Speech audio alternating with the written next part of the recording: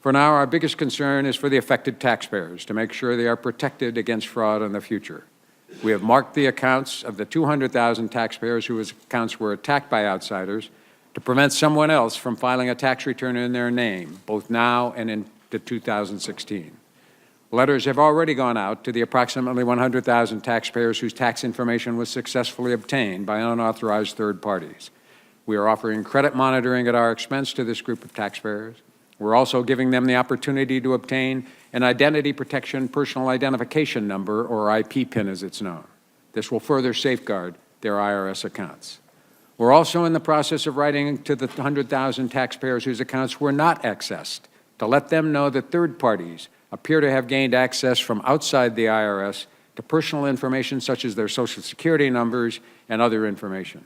We want them to be able to take steps to safeguard that data. The Get Transcript application has also been taken down while we review options to make it more secure without rendering it inaccessible to legitimate taxpayers. Over the past few years, almost 2,000 individuals were convicted in connection with refund fraud related to identity theft.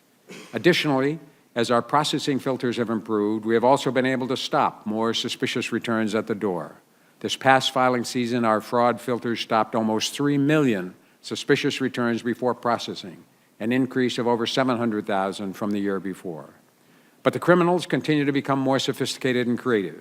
For that reason, as the Chairman noted, recently held a sit-down meeting with the leaders of the tax software and payroll industries and state tax administrators. We all agreed to build on our cooperative efforts of the past and find new ways to leverage this public-private partnership to help battle identity theft.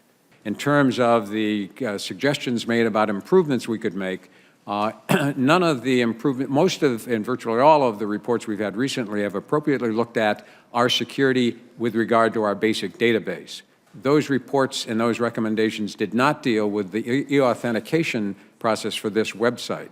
The problem with the e-authentication process for the website is what was a perfectly good security mechanism that was used by private sector financial institutions and others, as the Inspector General says, is being overtaken by events.